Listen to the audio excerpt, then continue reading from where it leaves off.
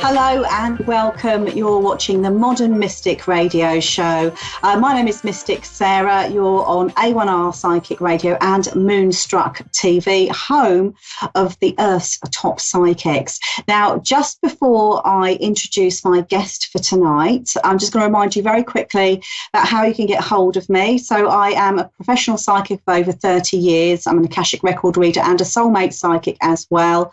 My website is www.modern-mystic.co.uk. You can also catch me on Facebook under Mystic Saira and Modern Mystic. So plenty of ways to get interactive and get involved with either the show or with me for a private reading. So let me just introduce my special guest. We have a psychic medium from the UK, and her name is Sally Ann Hamilton. Hi, Sally. How are you? I'm good, Sarah. How are you?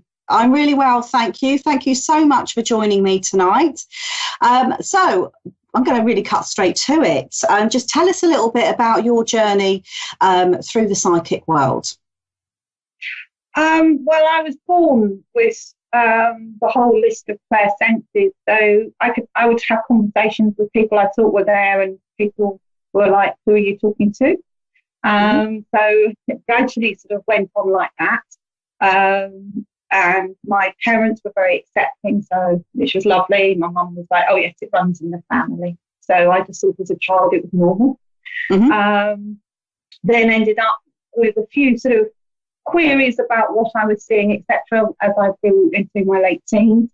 Yeah. And in my 20s, I ended up going to a psychic school down in Portsmouth, in Hampshire, in England, and I went there to control it, not to develop it, because it was all my relatives that had passed on were all talking to me constantly, 24/7, and I needed a way to shut them.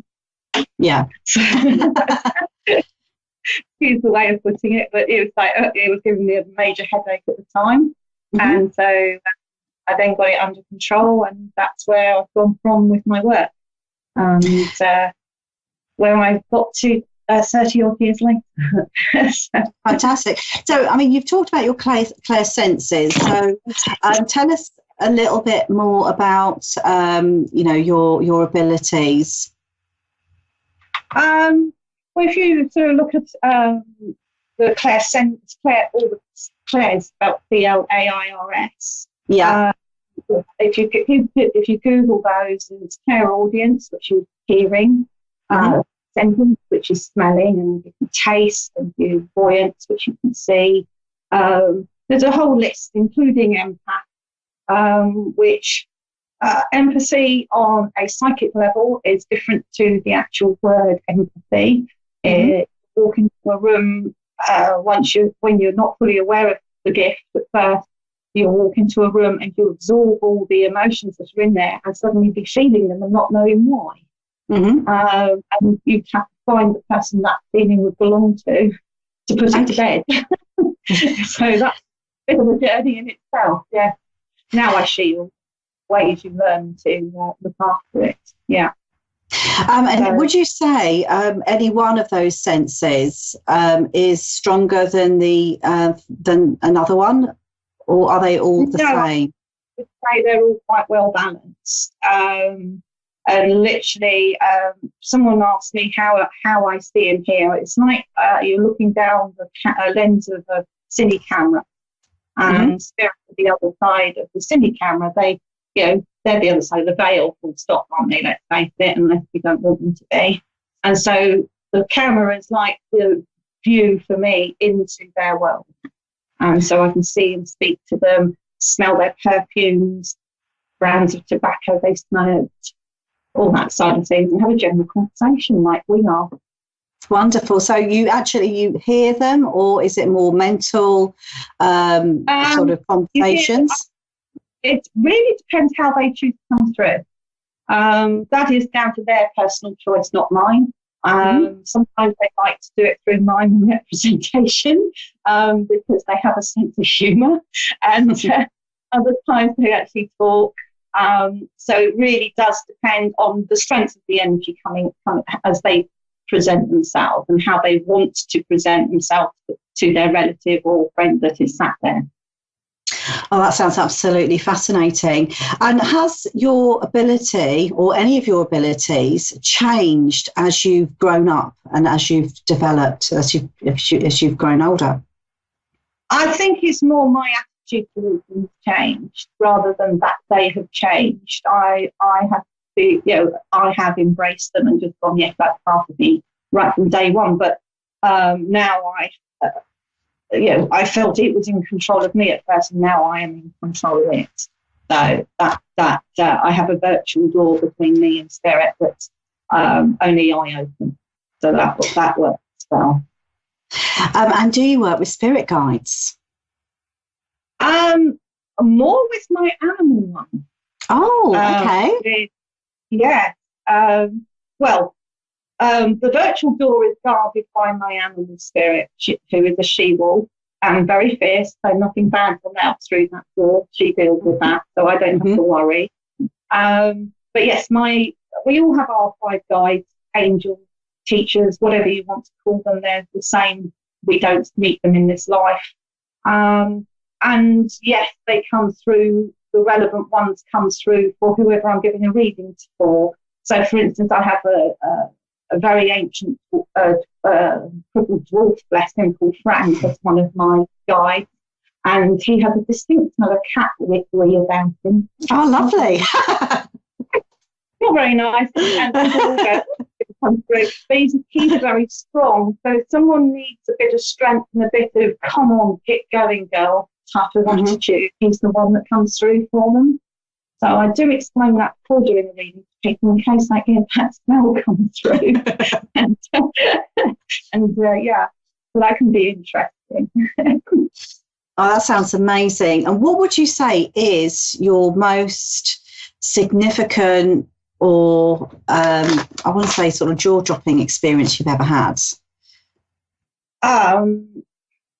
There's a few. I don't really want to scare people. I don't find it scary, so please don't think that I was in a position of being scared before I tell you this story of what happened. But I moved into a house that turned out the chap who at some point killed his family himself and about a dozen children and buried them all in the garden there. Oh, wow. So his energy was a little bit mad, a little bit, I can't be found out, and that sort of thing. And he got very aggressive within the house to the point we had hairbrushes thrown at us in the bath. I've had bedclothes strangling me in the middle of the night. All sorts of things went on there before we could actually ascertain who he was, what he was there for, and deal with it appropriately. That was interesting, a little bit freaky. And my daughter's friends ran home one night and wouldn't come back because it got very loud. Yeah, banging radiators, and one room particularly very, very cold. You could see your breath in front of your face, even though the heating was on in there in that room. Middle of November, this was when this was going on. In there was a swarm of flies flying around really slowly. You could. Oh my God! I sprayed them because this was in the evening. I sprayed them. They were dead on the carpet. I said I'll hoover in the morning, and in the morning they were flying around again. How strange. So that really does sound like a classic haunting, slightly more on the extreme side. A very extreme side, yes. So that's what I'm saying. We weren't frightened, so please don't think this was a scary experience for me. It was what can I do to deal with this experience? Because I was renting the house. I didn't want any future tenants to have the same issue. So you managed to get rid of it all? Never say never. This spirit was so attached. We managed to get all the children to pass over, his wife to pass over. He had them all trapped there. And we managed to cage him into that one tiny room. And that was all we could actually do with him. He would not pass on. He was adamantly stuck to the house. It was a very, very difficult situation. But we controlled it. Yeah. Oh, that's brilliant. It's good news for you anyway, that you didn't have to put up with that for forever. So before I introduce my first caller to you, how can people get hold of you if they'd like a reading with you? Um, Via my page on Facebook would be the easiest for everybody, which is Sally Hamilton Psychic Medium is the page. And all my contact details are on there, or they can just message me via there as well. Yeah, that's the main. That's the main way. Yeah, that's the main way to contact me. And do you have any future plans for this year? I was going to say also, if people live in the Shropshire or surrounding areas, another lady called Susie Sharp, who's an amazing astrologer, she went to the same psychic school as I did a few years prior to myself. She and I are doing a mini tour around sort of 2 or 3 dates a month over the next few months around Shropshire. Which are all listed on my Facebook page as well as to where and how to find it. But yes, we'll be going to Whitchurch, Newport in Shropshire, and in general the way around back to Shrewsbury eventually, where I live. Sounds exciting. Evening venues, they can come along and they can have. Susie does these lovely readings, she does your astrology chart. But she also uses astrological tarot, and it's amazing the accuracy of her readings as well. They're not at a mediumship level, they're on an astrology level and very scientifically done. So I find that in us being there both together are a great contrast for people to choose from, us to have readings with. Sounds wonderful. I'm going to introduce my first caller for you, and we have Aisha, who is from Hackensack in New Jersey. Hi, Aisha. How are you? Hi, I'm good. Hi. How are you? Hi. I'm really well, thank you. Lovely to have you on the show. I'm going to pass you over to Sally. Do you have a question for Sally at all tonight? Hello, Aisha. I do. Hi, I'm not sure. I'm just curious about the next 6 months, if there's going to be any major changes or if there's any messages for me. Right. Okay. First off, I'm going to go with the mediumship level here for you, Aisha, initially, because first off, I've got over the next month a warning. Are you intending to go anywhere or live near a big body of water? Florida. I'm planning on relocating there. Yes, I'm just saying, where you live, are you near or on water? Oh, no, not at all. No, good. Right, because I'm getting a warning that you shouldn't go near any water over the next few weeks. I'm not getting why, I'm just getting a warning for you to please just avoid water. I just see flooding and that sort of thing occurring if you were planning a trip. Okay, sorry. That was the first thing I got with you, was the view of a lake and the view of flooding. So please avoid water over the next few months. Okay. But on a work level, I'm just going to have a look at the cards for you. 1 second.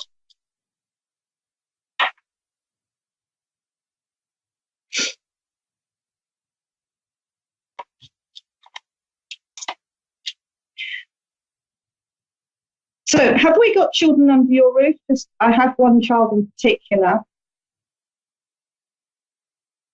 I'm sorry, can you say it again? I didn't hear you. Sorry?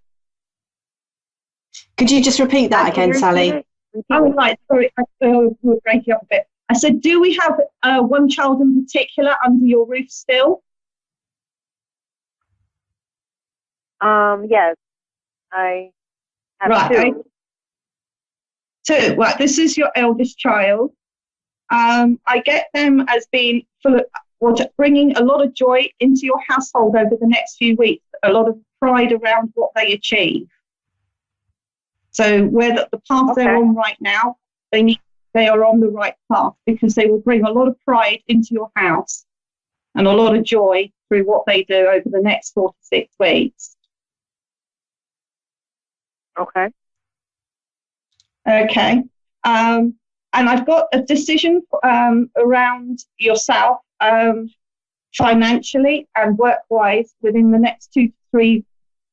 I've got 2 to 3 months rather than 2 to 3 weeks. A decision as to which way to go. So there's going to be like 2 choices for you to weigh up. Neither of them are bad choices, and you can't make a wrong decision, is what I'm getting. But it will be a foundation. This change within your work environment will be the foundations of something really, really good. And moving forward, for your home and for your own life will be something that's going to be a really good thing to do. Okay. Okay. So again, I get 2 choices though. There will be 2 choices of what you can do. Can you describe like what field? There will be 2 choices what to do work-wise for you. And both of them will be good choices. So you can't go wrong with your choice. Okay.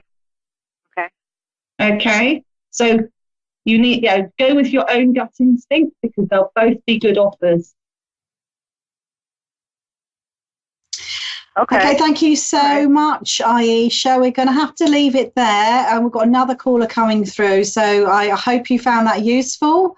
And we're going to go straight to Melissa, who is in Huntsville, Alabama. Hi, Melissa. Are you there? Hello. Can you all hear me okay? Hiya. Hi, how are you? Doing very well. Thank you for asking. I'm going to pass you straight over to Sally. Do you have a question for Sally tonight? Yes, Sally, I would like to know, when do you see me moving out of my home? Out of your home, I get the number 3 hanging over that. So that would be within the next 3 months. Okay, or March. Do you see my safety in danger? Not if you're careful. The words I'm getting is keep to the steps you're taking. You're doing the right to protect yourself, aren't you, at the moment? Am I making the right decision to leave? Absolutely. Me too. I'm right there with you on that. Absolutely. Absolutely. There is no doubt. Okay. Will I find my spiritual path where I'm supposed to go once I leave? Your spiritual path has got a few stages to go as yet, but this is a good step towards it, definitely. Okay, because I'm literally having to go back and leave my furniture with the ex-husband, and then I'm going to get in my car and drive to Sedona and the sanctuary at a church. I've got nowhere else to go. Oh, my darling, don't worry, I've been there. I moved into where I live now with no furniture and built a new future. You can do it. You have the strength, and you're okay.